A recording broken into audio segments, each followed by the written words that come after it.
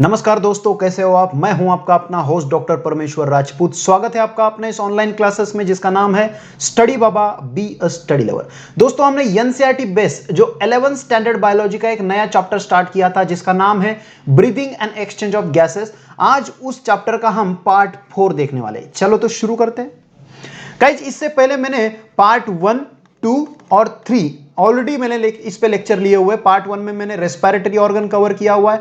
Part 2 में मैंने mechanism of breathing के बारे में बताया हुआ है। पार्ट 3 में एक्सचेंज ऑफ गैसेस क्या होता है, कैसे होता है, इसके बारे में डिटेल में बताया हुआ है। ओके गाइस, ये पहले ये तीनों जो पार्ट है ना, ये देखने के बाद ही आप पार्ट 4 जो आज मैं लेने वाला हूं ट्रांसपोर्ट ऑफ गैसेस के ऊपर, ये तीनों देखने के बाद ये पार्ट 4 देखना गाइस। ओके, क्योंकि पार्ट 3 आप जब ये 1, 2 एंड 3 तीनों पार्ट समझने के बाद ही आप पार्ट 4 समझ सकते हैं। ओके, चलो तो शुरू करते हैं। Transport of gases.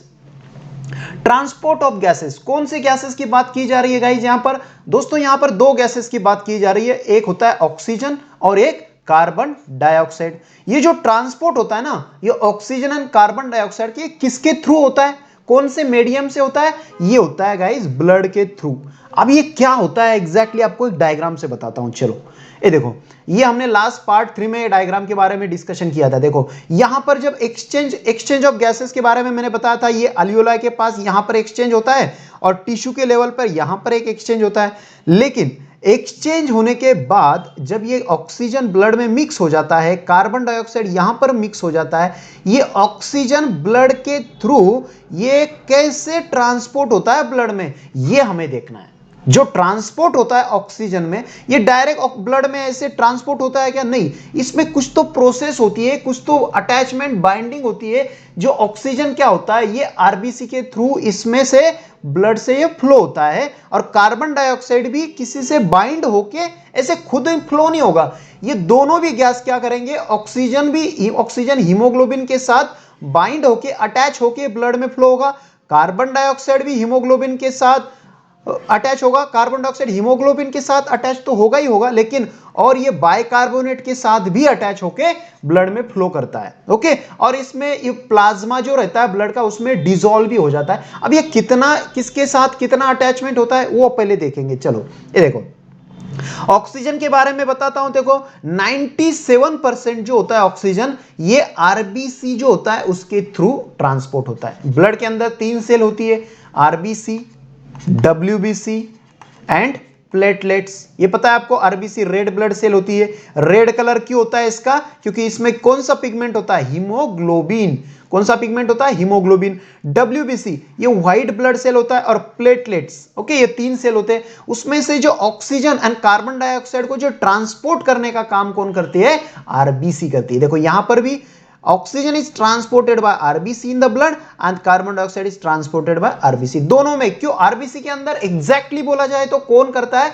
हीमोग्लोबिन, क्योंकि ये ऑक्सीजन हीमोग्लोबिन के साथ अटैच होता है, यहां पर भी हीमोग्लोबिन के साथ अटैच होता है। एक क्वेश्चन यहां पर है, ऑक्सीजन 97% हीमोग्लोबिन के साथ बाइंड हो जाता है और ट्रांसपोर्ट हो जाता है आरबीसी से, लेकिन कार्बन डाइऑक्साइड में सिर्फ आरबीसी कितना ट्रांसपोर्ट कर पाती है? सिर्फ 20 to 25%, और बाकी का 70% बाइकार्बोनेट आयन से ये और कार्बन डाइऑक्साइड ट्रांसपोर्ट होता है, और 7% ये डिसॉल्व हो जाता है प्लाज्मा में। जो प्लाज्मा होता है ब्लड के, जो सेल को छोड़ा जाए तो बाकी का जो वाटरी सब्सटेंस जो रहता है, रिमेन्स रहता है, उसके में डिसॉल्व हो जाता है 7%। यहां पर कितना परसेंट डिसॉल्व हो जाता है? 3% डिसॉल्व हो जाता है। ओके, ये प्लाज्मा में डिसॉल्व होके जाता है। समझ में आया आपको? ऑक्सीजन 97% आरबीसी ट्रांसपोर्ट करता है, कार्बन डाइऑक्साइड में 20 to 25% हीमोग्लोबिन आरबीसी ट्रांसपोर्ट करता है, लेकिन 70% जो कार्बन डाइऑक्साइड का ट्रांसपोर्ट होता है वो बाइकार्बोनेट आयन करता है। चलो तो देखते हैं पहले ट्रांसपोर्ट ऑफ ऑक्सीजन के बारे में। अभी आपको मैंने बताया कि ऑक्सीजन किसके साथ बाइंड होता है आरबीसी में? ये होता है हीमोग्लोबिन के साथ। और ये हीमोग्लोबिन क्या है? This is the red coloured iron containing pigment है गाइस। इसमें क्या होता है? आयरन। ये आयरन की वजह से ये रेड होता है। Is a red colour iron containing pigment present in RBC. अभी जैसे ही ये ऑक्सीजन हीमोग्लोबिन के साथ अटैच होगा तो इसको बोला जाएगा ऑक्सी हीमोग्लोबिन। क्या बोला जाएगा इसको? Oxy haemoglobin. नाम पता चल रहा है। पहले क्या था, ये हीमोग्लोबिन था, लेकिन ऑक्सीजन अटैच होने के बाद में इसको क्या नाम मिला, ऑक्सी हीमोग्लोबिन। अभी मैं आपको बताऊंगा कि एचपी जो है हीमोग्लोबिन, ऐसे ऑक्सीजन के एक साथ कितने मॉलिक्यूल को ले जा सकता है। अब ये तो ट्रांसपोर्ट कर रहा है ना ऑक्सीजन, ये हीमोग्लोबिन को बाइंड होता है, ऐसे कितने मॉलिक्यूल ऑफ ऑक्सीजन हीमोग्लोबिन के साथ बाइंड होके जा सकते हैं। गाइस यहां पर है एक हीमोग्लोबिन 4 ऑक्सीजन के मॉलिक्यूल को एक साथ में ले जा सकता है। ये याद रखना, एक हीमोग्लोबिन को कितने ऑक्सीजन अटैच हो सकते हैं, सिर्फ 4 ऑक्सीजन मॉलिक्यूल अटैच हो सकते हैं। ओके, अब यहां पर देखो, oxygen can bind with haemoglobin in a reversible manner. ये रिवर्सिबल मैनर का मतलब समझ रहे हो, रिवर्सिबल को क्यों बोला है, क्योंकि ऑक्सी हीमोग्लोबिन बन भी जाता है और ऑक्सी हीमोग्लोबिन ब्रेक भी होता है। म्हणजे ऑक्सीजन प्लस हीमोग्लोबिन साथ में आए, ऑक्सी हीमोग्लोबिन हुआ, फिर ये ब्रेक भी हो सकता है, फिर से ऑक्सीजन अलग हो सकता है, इसलिए इसको रिवर्सिबल बोला गया है। ईच हीमोग्लोबिन, जो मैंने बताया आपको, each haemoglobin molecule carry a maximum of 4 molecule of oxygen. यहां पर दिया है एक हीमोग्लोबिन 4 ऑक्सीजन मॉलिक्यूल को ले जा सकता है। ओके, और जो बाइंडिंग होती है ना इसकी, ये बाइंडिंग किस पे डिपेंड है, ये डिपेंड है गाइस ये ऑक्सीजन मॉलिक्यूल के पार्शियल ऑक्सीजन प्रेशर पे। पार्शियल जो प्रेशर मैंने बताया था, पार्शियल प्रेशर ऑफ ऑक्सीजन, ये ऑक्सीजन का पार्शियल प्रेशर कितना है इस पे डिपेंड है, उसका बाइंड होगा या नहीं होगा। मुझे समझ रहे हो, हीमोग्लोबिन ये ऑक्सीजन के साथ बाइंडिंग कब करेगा, जब ये ऑक्सीजन का पार्शियल प्रेशर कम होगा या ज्यादा होगा तभी। मुझे ऑक्सीजन का जो मॉलिक्यूल है ये बहुत सारे तभी अटैच करेगा, यदि वो ऑक्सीजन मॉलिक्यूल ऑलरेडी कम है तो ये अटैचमेंट नहीं करेगा, क्योंकि हीमोग्लोबिन को पता चलेगा कि ऑक्सीजन ऑलरेडी कम है, इसको अटैच होकर ट्रांसपोर्ट की जरूरत नहीं है। जहां पर पार्शियल प्रेशर कम ज्यादा है वहां पर अटैचमेंट होगी, और जहां पर कम है वहां पर अटैचमेंट नहीं होगी। इससे क्या पता चल रहा है कि जो बाइंडिंग है ऑक्सीजन की, binding of oxygen with haemoglobin is primary related to partial pressure of oxygen. ये समझ में आया। और गाइज जो कार्बन डाइऑक्साइड का जो पार्शियल प्रेशर है, हाइड्रोजन आयन कॉन्सेंट्रेशन है एंड टेम्परेचर, ये फैक्टर भी इंटरफेयर करते हैं इसके बाइंडिंग में। बस एक पॉइंट याद रखना, मेन पॉइंट तो ये है कि बाइंडिंग किस पे डिपेंड है, पार्शियल प्रेशर पे। ओके, चलो आगे देखते हैं। अब यहां पर आपको एक कर्व दिया है, सिग्मोइड कर्व, एक डायग्राम दिया हुआ है अपन, कर्व डायग्राम, इसको सिग्मोइड कर्व बोलते हैं, और इसको और एक नाम है ऑक्सीजन डिसोसिएशन कर्व। अब ये नाम कैसे पड़ा देखो, अब यहां पर 2 पॉइंट है, X axis and Y axis. X axis पे क्या दिया हुआ है, partial pressure of oxygen, mm of mercury, mm of Hg। Okay, mercury. तो यहां पर जो पार्शियल प्रेशर, ये एक्स एक्सिस पे, वाई एक्सिस पे क्या है, हीमोग्लोबिन का जो सैचुरेशन लेवल है, the percentage of saturation of haemoglobin with oxygen. इसका मतलब समझ रहे हो, जो हीमोग्लोबिन ऐसे ऑक्सीजन मॉलिक्यूल के साथ जो सैचुरेशन लेवल होता है, जो बाइंडिंग होता है, ये दिया हुआ है। ओके, जो सैचुरेशन है हीमोग्लोबिन का ऑक्सीजन के साथ, कि अभी हीमोग्लोबिन ने अटैचमेंट किया और कितना हीमोग्लोबिन ऑक्सीजन अटैच करेगा या नहीं करेगा, ये किस पे डिपेंड है, इसके हीमोग्लोबिन, ये पार्शियल प्रेशर पे डिपेंड है। अभी देखो स्टार्टिंग में जैसे पार्शियल प्रेशर, जैसे अभी यहां पर देखो एकदम डायरेक्टली प्रोपोर्शनल है, जितना पार्शियल प्रेशर बढ़ेगा उतना अटैचमेंट बढ़ेगा, जितना बढ़ेगा पार्शियल प्रेशर उतना अटैचमेंट बढ़ेगा। समझ रहे हो यहां पर, म्हणजे इससे ये समझ रहा है कि पार्शियल प्रेशर जितना ज्यादा होगा उतना बाइंडिंग ज्यादा होगा, सैचुरेशन ज्यादा होगा। कहां तक, एक लेवल तक गाइस, एक लेवल के बाद में यहां तक देखो, यहां तक, ये लेवल तक जितना पार्शियल प्रेशर बढ़ा है उससे ज्यादा ही बाइंडिंग हीमोग्लोबिन की है। लेकिन इसके बाद देख रहे हो, इसके बाद आपको पार्शियल प्रेशर तो बढ़ने वाला दिखेगा लेकिन बाइंडिंग नहीं दिखेगी। समझ रहे हो, यहां पर पार्शियल प्रेशर दिखेगा लेकिन बाइंडिंग दिख रही क्या, नहीं, क्योंकि यहां पर उसकी सैचुरेशन लेवल हो चुकी। इसके बाद ये अटैचमेंट बाइंडिंग नहीं करेगा। इसके बाद क्या होगा, इसके बाद डिसोसिएशन स्टार्ट हो जाएगा। जो हीमोग्लोबिन के साथ जो ऑक्सीजन का अटैचमेंट था, यहां तक तो बाइंडिंग होते आया, यहां तक तो अटैचमेंट हुआ था, हीमोग्लोबिन और ऑक्सीजन साथ में आए, लेकिन यहां से हीमोग्लोबिन और ऑक्सीजन अलग अलग हो जाएंगे। ओके, समझ रहे हो। तो इसको, ये कर्व को इसीलिए क्या बोला जाता है, अलग अलग होना बोले तो डिसोसिएशन होना। Dissociation, that's why it is called oxygen dissociation curve. अब यहां पर देखते हो ना आप, तो ये अल्वियोलाई का पोर्शन है, यहां पर जो बाइंडिंग होगी ये अल्वियोलाई में होगी। जैसे ही ऑक्सीजन टिश्यू लेवल पे पहुंच जाएगा, टिश्यू लेवल तक, वहां पर ऑक्सीजन की जो पार्शियल प्रेशर है वो हो जाएगा कम और बाइंडिंग भी हो जाएगी कम, क्योंकि यहां पर पार्शियल प्रेशर कम है तो यहां पर ऑक्सीजन की जरूरत ज्यादा है, ऑलरेडी कम नहीं है, यहां पर ज्यादा नहीं ऑक्सीजन, ऑक्सीजन कम है टिश्यू के लेवल पे, टिश्यू के पास ऑक्सीजन लेवल यहां पर बहुत कम है, तो यहां पर क्या, टिश्यू को ऑलरेडी ऑक्सीजन की जरूरत है, तो जो हीमोग्लोबिन के साथ ऑक्सीजन है वो हीमोग्लोबिन क्या करेगा, ऑक्सीजन ब्रेक करके यहां पर टिश्यू को दे देगा। समझ रहे हो, अल्वियोलाई के पास तो बहुत सारा ऑक्सीजन था जो हीमोग्लोबिन ने अटैच किया, टिश्यू के पास जाने के बाद हीमोग्लोबिन उससे ऑक्सीजन ब्रेक करके डिसोसिएशन करके ऑक्सीजन टिश्यू को दिया। इससे समझ रहे हो, यहां तक तो ठीक है, इसके बाद डिसोसिएशन स्टार्ट होता है, is called as oxygen dissociation. Okay, और जो सिग्मोइड कर्व पे कैसे ऑब्टेन हुई, is the percentage of saturation of haemoglobin with oxygen, okay, और against partial pressure of oxygen. चलो देखते आगे। अभी देखो, मैंने आपको बताया दो ऐसी जगह है जहां पर पार्शियल प्रेशर के बारे में बोला जाता है। देखो, अल्वियोलाई में मुझे बताओ पार्शियल प्रेशर जो होता है ऑक्सीजन का, पार्शियल प्रेशर ऑफ ऑक्सीजन ज्यादा होता है या कम होता है, मुझे बताओ क्या होता है, ज्यादा होता है या कम होता है? गाइज, अल्वियोलाई के पास बहुत सारा ऑक्सीजन होता है, ज्यादा होता है पार्शियल प्रेशर, तो यहां पर लिखा हुआ है high partial pressure of oxygen. लेकिन इसके अपोजिट में कार्बन डाइऑक्साइड बहुत कम होता है, हाइड्रोजन आयन इसका कॉन्सेंट्रेशन भी बहुत कम होता है, टेम्परेचर भी बहुत कम होता है, ये तीनों फैक्टर कम होता है, लेकिन ऑक्सीजन का जो पार्शियल प्रेशर है वो ज्यादा होता है। तो ये जो कंडीशन है ना, high partial pressure of oxygen, partial pressure carbon dioxide, low carbon dioxide pressure है, लेस हाइड्रोजन कॉन्सेंट्रेशन है, लोअर टेम्परेचर, एक ऐसा फेवरेबल इन्वायरमेंट बना देता है, फेवरेबल कंडीशन बनाते हैं, all favourable for the oxy haemoglobin. ये कंडीशन ऐसी बनती है कि यहां पर हीमोग्लोबिन ऑक्सीजन के साथ अटैच होता है, तो ये फॉर्मेशन ऑफ ऑक्सी हीमोग्लोबिन। अब इसके उलट कर दो आप, हाई के बजाय यहां पर लो कर दो और ये लो के बजाय हाई कर दो, ये कंडीशन क्या होगी पता है? ये कंडीशन ऑक्सी हीमोग्लोबिन बनाने की नहीं होगी, हीमोग्लोबिन को ब्रेक करने की होगी। क्यों?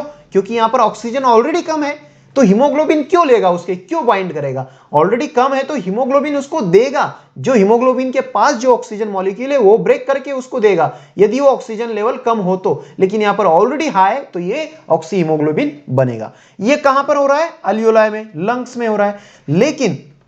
लेकिन जैसे ही, अभी देखो यहां पर मैं डायग्राम बताया था आपको, देखो यहां पर क्या है, पार्शियल प्रेशर जो है ऑक्सीजन का बहुत ज्यादा है, तो अल्वियोलाई के लेवल पे यहां पर जो होता है ना, यहां पर क्या होता है गाइस, ट्रांसपोर्ट, ये हीमोग्लोबिन के साथ ऑक्सीजन अटैच हो जाता है। अब ये जैसे ही हीमोग्लोबिन ये ब्लड के थ्रू ऐसे फ्लो होके ये आता है टिश्यू के पास।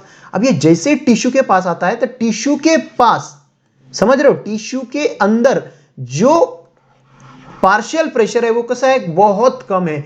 तो यहां पर हीमोग्लोबिन क्या करेगा, उसके साथ जो ऑक्सीजन मॉलिक्यूल है उसको वो डिटैच करेगा, डिसोसिएट करेगा और किसको देगा, ये टिश्यू को देगा। ओके, अभी देखो यहां पर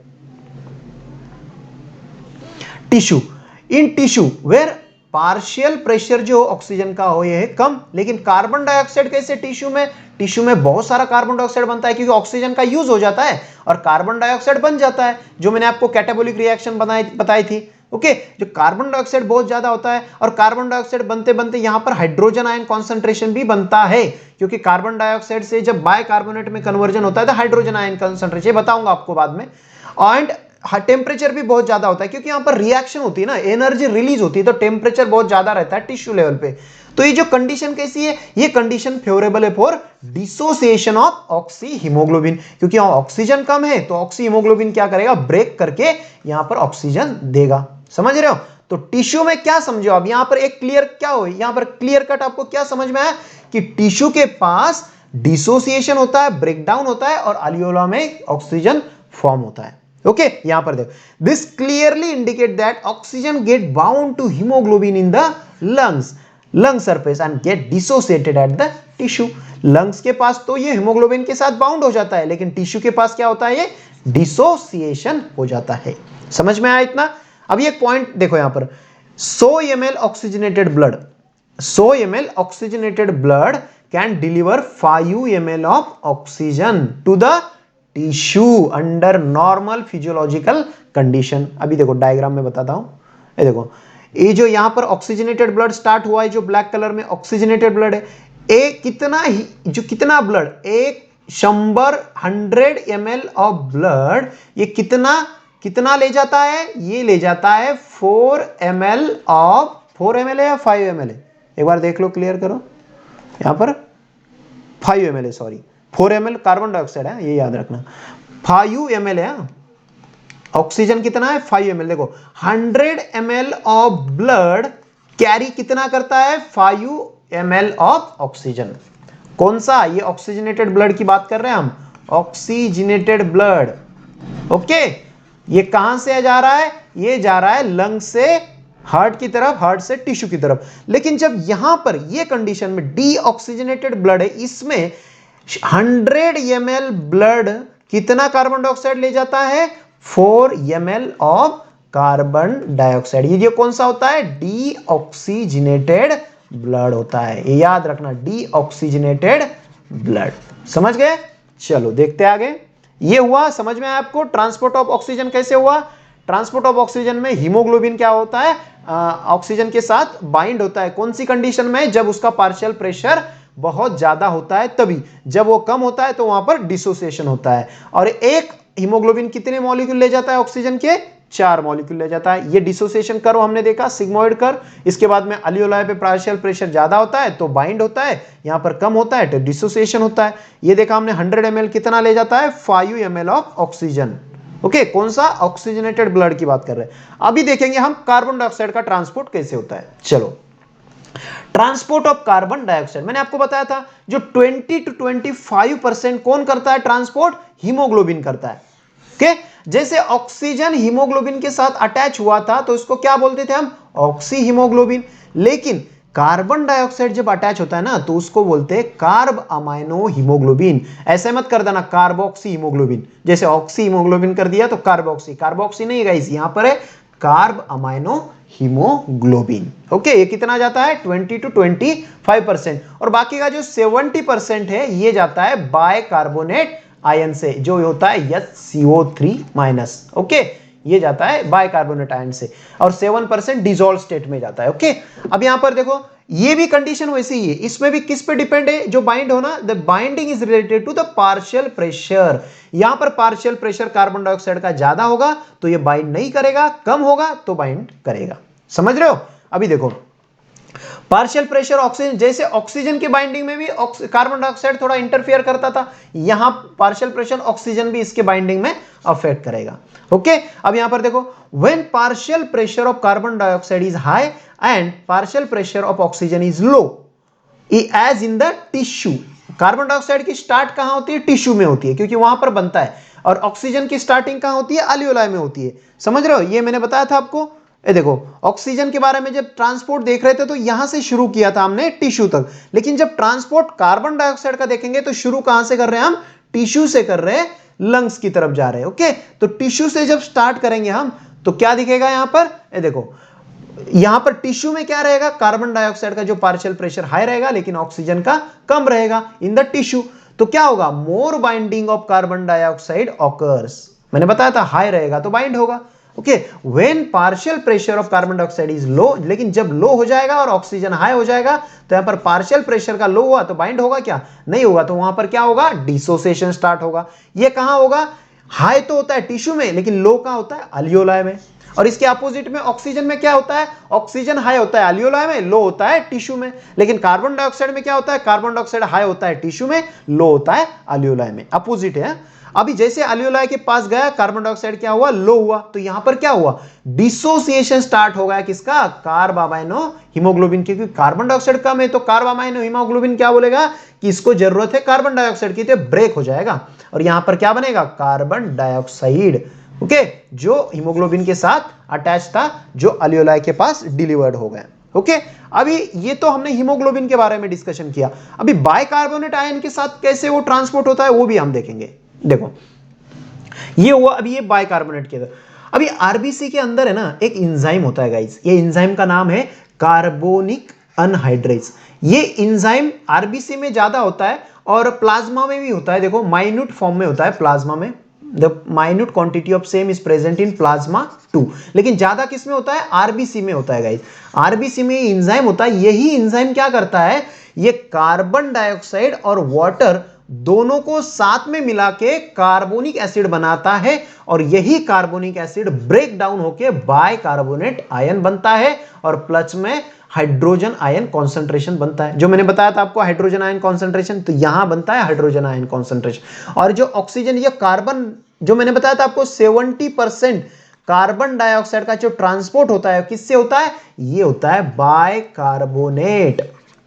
और बाइकार्बोनेट आयन कौन सा है? ये है ये वाला बाइकार्बोनेट, या CO3। यहां पर कार्बन डाइऑक्साइड बाइकार्बोनेट में कन्वर्ट हुआ और ये बाइकार्बोनेट अभी ब्लड से जाएगा, टिश्यू से जाएगा, ये ब्लड में, ब्लड से ये अल्वियोलाई में जाएगा। ओके, अब ये देखो टिश्यू के लेवल पे कार्बन डाइऑक्साइड कैसे रहता है? हाई रहता है। क्यों? क्योंकि वहां पर कैटाबॉलिज्म होता है। कैटाबॉलिज्म रिएक्शन तो आपको पता है, oxygen plus glucose give rise to carbon dioxide and water. तो यहां पर कैटाबॉलिक रिएक्शन में कार्बन डाइऑक्साइड बनता है। ओके, और carbon dioxide diffuse into blood. अब ये ब्लड में डिफ्यूज होगा क्योंकि हाई टिश्यू से ये ब्लड में आएगा और ब्लड में किसके साथ अटैच होगा? आरबीसी में हीमोग्लोबिन के साथ अटैच होगा एंड सॉरी हीमोग्लोबिन नहीं, ये वाटर के साथ अटैच होगा और क्या बनाएगा? Bicarbonate ion and hydrogen ion concentration. ये टिश्यू के साथ हुआ। अब ये टिश्यू से कहां गया? ब्लड में। ब्लड में क्या बना? Bicarbonate ion. अब ये बाइकार्बोनेट आयन कहां जाएगा? लंग्स में जाएगा, अल्वियोलाई के पास। अब ये अल्वियोलाई में देखो क्या होता है। अब ये अल्वियोलाई में जाने के बाद ये कार्बन डाइऑक्साइड का जो प्रमाण है ये होता है कम, क्योंकि ऑलरेडी ये किस में कन्वर्ट है? बाइकार्बोनेट में कन्वर्ट है। कार्बन डाइऑक्साइड है क्या? नहीं, बाइकार्बोनेट है। तो यहां पर क्या होगा? बाइकार्बोनेट ब्रेक डाउन होगा अल्वियोलाई में। देखो कार्बन डाइऑक्साइड जो पार्शियल प्रेशर है ये कम होता है। The reaction proceeds in the opposite direction that is leading to formation of carbon dioxide and water। समझ रहे हो? देखो स्टार्टिंग में क्या बना? ये टिश्यू है, ये टिश्यू से क्या बना? ये बाइकार्बोनेट आयन बना, ये ब्लड में गया, लेकिन ब्लड से जब ये अल्वियोलाई में जाता है तो बाइकार्बोनेट का फिर से क्या बन जाता है? कार्बन डाइऑक्साइड बन जाता है। समझ रहे हो कि नहीं समझ रहे हो? देखो टिश्यू में क्या हुआ? कार्बन डाइऑक्साइड ज्यादा था, फिर ये टिश्यू से जब ब्लड में गया, अब ये डायग्राम से देखो यहां पर, ये देखो ये टिश्यू में कार्बन डाइऑक्साइड कैसा है? ज्यादा है। जैसे ये कार्बन डाइऑक्साइड ब्लड में गया, ब्लड के अंदर क्या बना? उसका बाइकार्बोनेट आयन बना। अब ये ब्लड के अंदर जाने के बाद बाइकार्बोनेट आयन ये कहां जाएगा? ये जाएगा यहां तक अल्वियोलाई के पास। अब यहां पर बाइकार्बोनेट आयन है, कार्बन डाइऑक्साइड कैसा है? कम है, लेकिन बाइकार्बोनेट आयन ज्यादा है। तो ये बाइकार्बोनेट आयन क्या होगा? ब्रेक डाउन होंगे, डिसोसिएशन होंगे और ये जाएंगे अल्वियोलाई के पास, और अल्वियोलाई से जाएंगे बाहर। समझ रहे हो? चलो देखो यहां पर समझ रहे हो, ये अपोजिट देखो carbon dioxide trap as in a bicarbonate at tissue level. Tissue के लेवल पे क्या हुआ? बाइकार्बोनेट आयन ने कार्बन डाइऑक्साइड को ट्रैप कर दिया, जाले में ऐसे बांध दिया, उसके आयन उसको कार्बन डाइऑक्साइड को खुद के आयन के साथ जोड़ दिया और टिश्यू लेवल एंड ट्रांसपोर्ट कहां किया? अल्वियोलाई के पास ट्रांसपोर्ट करके वहां पर उसको रिलीज कर दिया। समझ गए हो? बाइकार्बोनेट आयन ने ब्लड टिश्यू से कार्बन डाइऑक्साइड को अटैच करके अल्वियोलाई में छोड़ दिया। बस इतना याद रखो। अब यहां पर 100 ml में कितना होता है? 4 ml। और ऑक्सीजन कितना था? 5 ml कार्बन डाइऑक्साइड जो डिलीवर करता है। डीऑक्सीनेटेड ब्लड रहता है इसमें, टिश्यू से ये अल्वियोलाई में डिलीवर करता है। ओके गाइस, एक बार फास्ट रिवाइज करेंगे इसको, ज्यादा हार्ड तो नहीं है इतना। देखो यहां पर ट्रांसपोर्ट ऑफ गैसेस कौन से होता है? Oxygen, carbon dioxide. Oxygen 97% RBC से होता है, इसमें 20-25% होता है, इसमें 3% डिसॉल्व स्टेट में, इसमें 7%, इसमें एक्स्ट्रा 70% बाइकार्बोनेट आयन से होता है। जो मीडियम होता है ट्रांसपोर्ट का वो तो सिंपल है, ब्लड होता है। ओके, अभी यहां पर मैंने बताया था जो ट्रांसपोर्ट होता है ऑक्सीजन का अल्वियोलाई से टिश्यू तक और कार्बन डाइऑक्साइड का टिश्यू से अल्वियोलाई तक। ओके, अभी ट्रांसपोर्ट ऑफ ऑक्सीजन देखेंगे। इसमें देखो ऑक्सीजन में किसके साथ ऑक्सीजन अटैच होता है? हीमोग्लोबिन के साथ अटैच होता है। हीमोग्लोबिन क्या है? Is the red colour iron containing pigment. एक हीमोग्लोबिन कितने ऑक्सीजन को बाइंड कर सकता है? 4 हीमोग्लोबिन को अटैच कर सकता है। जब ऑक्सीजन हीमोग्लोबिन को अटैच हो जाए तो उसको बोलेंगे ऑक्सी हीमोग्लोबिन। और जो बाइंडिंग रहेगा ये किस पे डिपेंड है? पार्शियल प्रेशर पे। इसके बाद सिग्मोइड कर्व देखा हमने। इसके बाद अल्वियोलाई पे क्या रहता है? ऑक्सीजन का जो पार्शियल प्रेशर ज्यादा होता है तो यहां पर क्या हुआ, बाइंडिंग हुआ, ऑक्सी हीमोग्लोबिन बना। जब ये ऑक्सी हीमोग्लोबिन पहुंचेगा टिश्यू के पास, तो टिश्यू के पास क्या, ऑक्सीजन कम रहेगा, तो यहां पर ऑक्सी हीमोग्लोबिन ब्रेक होके ऑक्सीजन टिश्यू को दे देगा, राइट। अब ये कार्बन डाइऑक्साइड के बारे में देखा तो टिश्यू के पास और कार्बन डाइऑक्साइड ज्यादा होता है। अब यहां पर टिश्यू के पास कार्बन डाइऑक्साइड ज्यादा है तो यहां से ये हीमोग्लोबिन क्या करेगा, कार्बन डाइऑक्साइड को लेके कार्ब अमाइनो हीमोग्लोबिन बनाएगा और ये कहां छोड़ेगा, अल्वियोलाई के पास ले जाके छोड़ेगा। ओके, समझ रहे हो। ये ऑक्सीजन में 100 ml ऑक्सीजन कितना ले जाता है, 5 ml ऑक्सीजन ले। कार्बन डाइऑक्साइड में मैंने बताया था 20 to 25% क्या ट्रांसपोर्ट होता है कार्ब अमाइनो हीमोग्लोबिन से। इसमें भी पार्शियल प्रेशर पे डिपेंड रहता है बाइंडिंग। इसके अंदर जो हाई रहेगा तो बाइंड होगा, लो रहेगा तो डिसोसिएशन होगा। ओके, अब यहां पर बाइकार्बोनेट में मैंने बताया आपको, कार्बन डाइऑक्साइड जब टिश्यू में बनता है तो ये बाइकार्बोनेट के साथ अटैच होके ये जाएगा ब्लड के थ्रू अल्वियोलाई के पास। अल्वियोलाई के पास जाने के बाद बाइकार्बोनेट ब्रेक होके फिर से कार्बन डाइऑक्साइड बना देगा। दिस दैट्स व्हाई दोनों साइड रिएक्शन बताई, देखो एरो इस साइड भी है, इस साइड भी है। ओके, और ये 100 ml कितना ले जाता है, 4 ml of carbon dioxide. Okay, thank you so much guys. Channel को लाइक करो, कमेंट करो, कोई प्रॉब्लम हो तो आप क्वेश्चन पूछ सकते हो कमेंट बॉक्स में। शेयर जरूर करो दोस्तों, और सब्सक्राइब तो जरूर करो, क्योंकि सब्सक्राइब करोगे ना तो हर वीडियो की नोटिफिकेशन आपको पहले मिलेगी। Okay, thank you so much, see you in the next lecture.